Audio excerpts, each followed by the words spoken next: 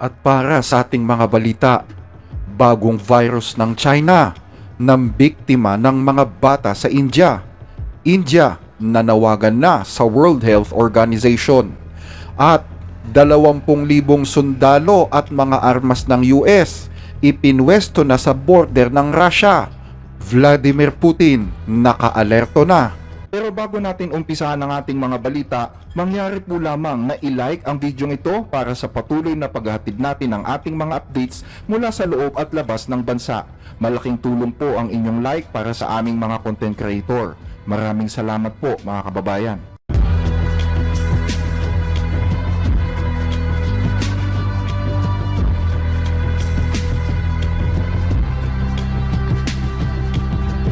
Tatlong kaso ngayon ng HMPV virus ang napaulat sa bansang India, kung saan ang dalawa ay mula sa bayan ng Bengaluru at ang isa ay sa Ahmedabad. Sa Bengaluru, ang mga pasyente ay pawang mga sanggol, isang 3 buwang gulang na na-discharge na sa ospital at isang 8 buwang gulang na kasalukuyang nagpapagaling pa lamang. Bagaman walang opisyal na kumpirmasyon mula sa lokal na pamahalaan ng Karnataka na nakakasakop sa bayan ng Bengaluru, ay ipinadala na daw ang mga samples ng mga bata sa National Institute of Virology sa Pune para yan sa pagsusuri. Matatandaan na ang banta ng HMPV ay nagsimula matapos na maglabas ang China ng isang monitoring system upang tingnan ang tumataas na kaso ng pneumonia na hindi pa natutukoy ang pinagmulan, maliban daw sa mga ulat na dulot ito ng malamig na panahon. Bago ito, nanawagan na ang bansang India sa World Health Organization na maglabas ng mga updated na impormasyon tungkol sa sakit na ito. Sa isang pahayag, sinabi ng Ministry of Health and Family Welfare ng India na naglabas na ang Indian Council of Medical Research ng monitoring system upang bantayan ang mga kaso ng influenza at severe acute respiratory illnesses. Nagbigay rin ang kagawaran ng mga payo kung papaanong protektahan ang sarili laban sa impeksyon at maiwasan ang pagkalat nito. Kabilang sa mga payo ay ang takpan ang ilong at bibig gamit ang panyo o tissue kapag babahing. Hugasan ang kamay gamit ang sabon at tubig o alcohol-based sanitizer. Iwasan ang matataong lugar. Manatili sa bahay kung may sakit at uminom ng maraming tubig at kumain ng masusustansyang pagkain. Bukod dito, pinayuhan din ang publiko na iwasan gamitin muli ang mga tissue na nagamit na. Umiwas sa malapitang pakikisalumuha sa mga may sakit. Iwasang hawakan ng madalas ang mata, ilong at bibig. Huwag dumura sa pampublikong lugar at iwasan ang self-medication ng walang konsultasyon sa doktor. Kaugnay nito, naiulat na rin ang malaking pagtaas ng mga kaso ng HMPV sa Malaysia. Noong 2024, nakapagtala ang Malaysia ng 327 na kaso ng HMPV. Yan ay 45% mas mataas kumpara sa 225 cases noong 2023. Sa India, bagaman may mga bagong kaso ng HMPV, sinabi ng mga otoridad doon na wala pa ring dapat ipag-alala. Matatandaan na ganito rin ang sinabi ng Indian Ministry of Health ilang araw na ang nakakaraan. Gayunman, nagsasagawa ngayon ng emergency meeting ang Karnataka Health Ministry kaugnay ng HMPV virus. Batay sa pinakahuling impormasyon, ang isa sa mga batang pasyente na 3 buwang gulang na babae sa kabutihang palad ay na-discharge na mula sa ospital. Lahat anya ng sintomas nito ay nagamot na at nasa maayos na ring kalagayan. Ang isa pang pasyente na 8 buwang gulang na sanggol ay kasalukuyang ginagamot sa parehong ospital sa Bengaluru. Ayon sa doktor, positibo naman ang nagiging tugon nito sa mga gamot. Pero ayon sa mga eksperto, dapat umanong kumpirmahin ng Virology Institute kung anong uri ng variant ang mga samples na nakuha mula sa 2 bata. Nag-aalala kasi ang Health Ministry at ang lokal na pamahalaan ng Karnataka kung ang variant na ito ba ay nakapasok lamang sa India o kung ito ba ay karaniwang HMPV virus na lumalabas tuwing taglamig sa India. Kailangang matukoy kung ito ba ay ang normal na virus na maaaring gamutin sa karaniwang klinika o kung ito ay ang strain na pinag-uusapan ngayon sa China at sa Malaysia. Ang pagpupulong na ginagawa ngayon ng Karnataka Health Government ay maaari umanong umabot pa ng ilang araw dahil kumukonsulta rin umano sila sa gobyerno ng India at naghihintay pa ng mga bagong alituntunin ng World Health Organization kung papaanong ipapatupad ang mga protocol sa Bengaluru. Sa ibang balita, mga armas ng US ipinwesto na sa labas ng Russia. Putin, umalerto na.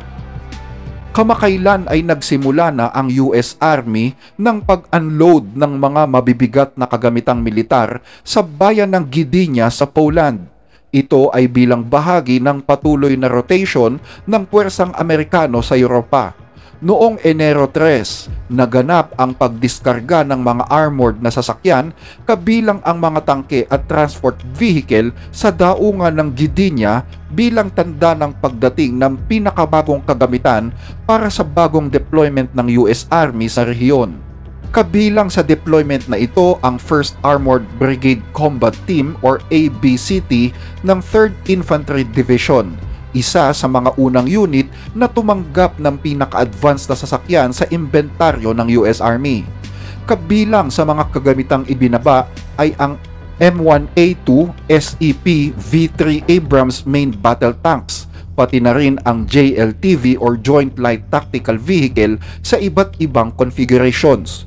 Ang mga sasakyang ito ay kumakatawan sa pinakabagong teknolohiya ng US military pagdating sa speed, protection at firepower. Kabilang sa mga kagamitang dala ng 1st Armored Brigade Combat Team ay ang M2A4 Bradley Infantry Fighting Vehicles at iba pang AMPVs or Armored Multipurpose Vehicle.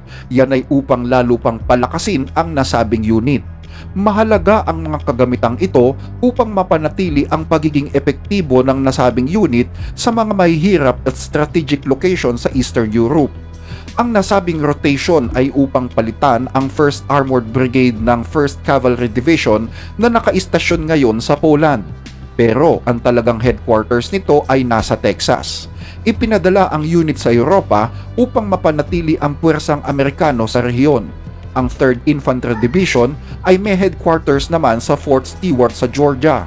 Dumating ang unit na ito bilang karagdagan sa 10,000 tropa na nasa istasyon na ngayon sa Poland. Nangangahulugan ito na magkakaroon ng 20,000 backup na tropa ang NATO sa rehiyon sa oras na malagay sa alanganin ang posisyon nito mula sa mga banta ng Russia. Ang rotation ng mga tropang Amerikano sa Europa ay kritikal sa military strategy ng Washington. Yan ay upang mapanatili nito ang kanilang presensya bilang agarang tulong sa anumang banta sa seguridad, lalo na ngayon na paiba-iba ang sitwasyon ng security sa Europe. Mahalaga din ang isinasagawang rotation upang sanayin ang mga puwersang Amerikano sa iba't ibang uri ng lokasyon sa mundo, mula sa mga border ng Russia sa Baltic hanggang sa pinakatimog na bahagi ng Black Sea. Ang patuloy na presensya ng mga tropa ng US sa iba't ibang bahagi ng Europa ay nagbibigay daan para sa patuloy na integrasyon ng pinakabagong teknolohiya sa militar. Ibig sabihin, habang ang mga puwersa ng US ay naroroon, patuloy silang mag-i-integrate at gagamit ng mga bagong kagamitan at teknolohiya tulad ng mga makabagong sasakyan at sistema ng armas. Bukod dito, ang presensyang ito ay nagsisilbing real-time testbed o isang lugar kung saan maaari nilang subukan at pagbutihin ang kanilang mga taktika at kakayahan sa aktwal na mga kondisyon ng digmaan. Sa madaling salita, habang ginagamit ang mga bagong kagamitan at teknolohiya sa mga misyon, natututo din ang US Army kung papaanong mas magiging epektibo ang mga ito sa mga tunay na aksyon. Pero higit pa sa simpleng pagsasanay, ang mga rotation ng puwersa ng US ay nagpapadala din ng malinaw na mensahe na ang US ay palaging nakafocus sa kanyang mga kaalyado sa Europa at handang palakasin ang kanilang depensa anumang oras, lalo na sa harap ng tumitinding agresibong aksyon ng bansang Russia. Isa ring kapansin-pansin sa pagdating ng 1st Armored Brigade Combat Team mula sa 3rd Infantry Division sa Poland ay ang pagdala sa pinakabagong version ng kilalang American Abrams tank or ang SEP version 3. Ang bersyong ito ay nagtataglay ng mas pinalakas na survivability, firepower, communications at mobility. Ang nasabing tangke ay isang mahalagang bahagi ng makabagong mekanismo sa digmaan na nilikha upang gumawa sa iba't ibang kondisyon ng labanan at magbigay ng higit na kakayahan sa pakikipaglaban, lalo na sa mga advanced na kagamitan ng bansang Russia. Hanggang dito ang ating mga balita. Muli ay maraming salamat po sa inyong pakikinig.